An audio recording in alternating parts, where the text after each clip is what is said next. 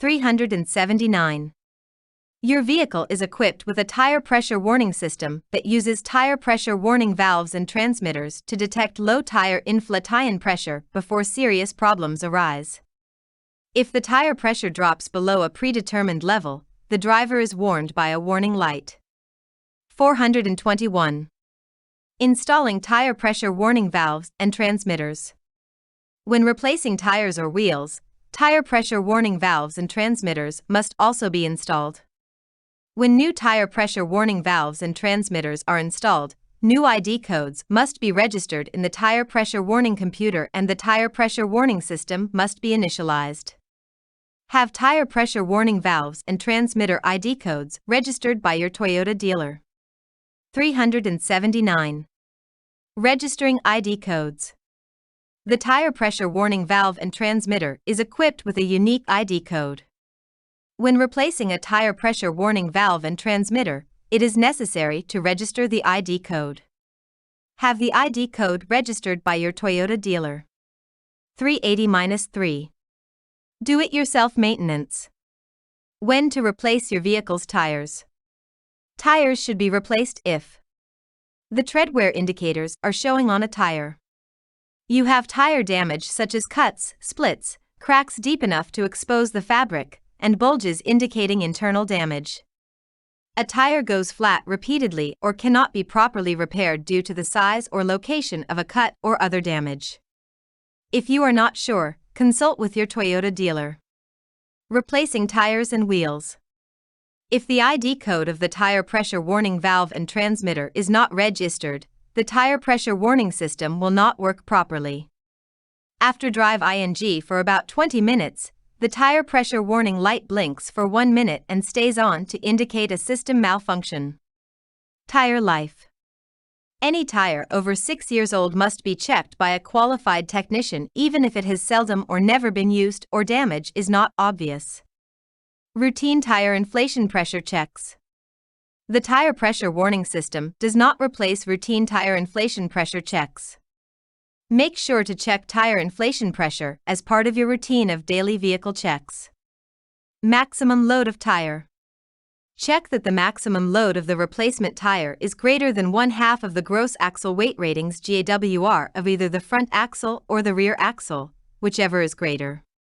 For the GAWR, see the certification label. For the maximum load of the tire, see the load limit at maximum cold tire inflation pressure mentioned on the sidewall of the tire. 472. 7-3, do-it-yourself maintenance. 381. Tire types. Summer tires. Summer tires are high-speed performance tires best suited to highway driving under dry conditions. Since summer tires do not have the same traction performance as snow tires, summer tires are inadequate for driving on snow-covered or icy roads. For driving on snow-covered roads or icy roads, the use of snow tires is recommended. When install ing snow tires, be sure to replace all 4 tires. All-season tires.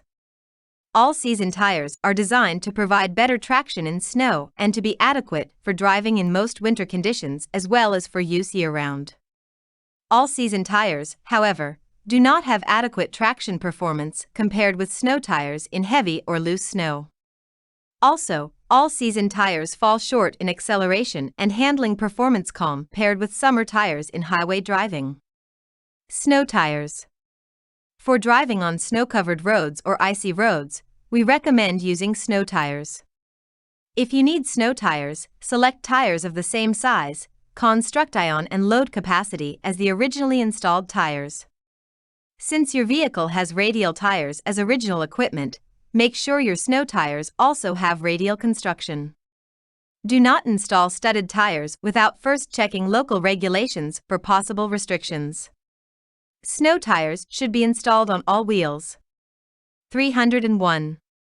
If the tread on snow tires wears down below 0.16 inches, the effectiveness of the tires as snow tires is lost. 382-3. Do-it-yourself maintenance.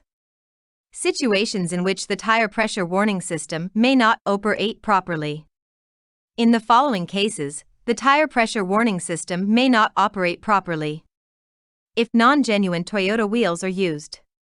A tire has been replaced with a tire that is not an OE original equipment tire. A tire has been replaced with a tire that is not of the specified size. Tire chains, etc., are equipped. An auxiliary supported run-flat tire is equipped. If a window tint that affects the radio wave signals is installed. If there is a lot of snow or ice on the vehicle, particularly around the wheels or wheel housings. If the tire inflation pressure is extremely higher than the specified level. If wheels without the tire pressure warning valves and transmitters are used. If the ID code on the tire pressure warning valves and transmitters is not registered in the tire pressure warning computer. Performance may be affected in the following situations. Near a TV tower, electric power plant, gas station, radio station, large display, airport or other facility that generates strong radio waves or electrical noise. When carrying a portable radio, cellular phone, cordless phone or other wireless communication device. When the vehicle is parked, the time taken for the warning to start or go off could be extended. When tire inflation pressure declines rapidly, for example when a tire has burst, the warning may not function. 7-3 Do-it-yourself maintenance. 383. Certification for the tire pressure warning system. For USA. For Canada. 384-3. Do-it-yourself maintenance. 7-3 Do-it-yourself maintenance. 385. Notice.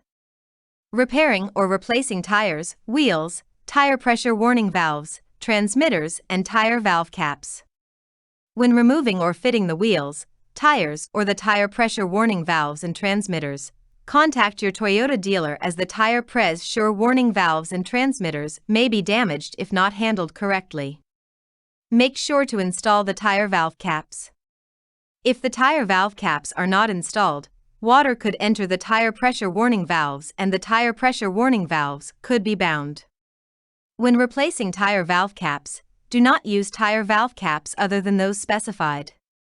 The cap may become stuck. To avoid damage to the tire pressure warning valves and transmitters. When a tire is repaired with liquid sealants, the tire pressure warning valve and transmitter may not operate properly. If a liquid sealant is used, contact your Toyota dealer or other qualified service shop as soon as possible. After use of liquid sealant, make sure to replace the tire pressure warning valve and transmitter when replacing the tire. 379. Driving on rough roads. Take particular care when driving on roads with loose surfaces or potholes. These conditions may cause losses in tire inflation pressure, reducing the cushioning ability of the tires. In addition, driving on rough roads may cause damage to the tires themselves, as well as the vehicle's wheels and body. If tire inflation pressure of each tire becomes low while driving, do not continue driving, or your tires and/or wheels may be ruined. 386-3. Do-it-yourself maintenance. Stop the vehicle on a hard, flat surface. Set the parking brake. Shift the shift position to P. Stop the fuel cell system. Towing eyelet. Jack.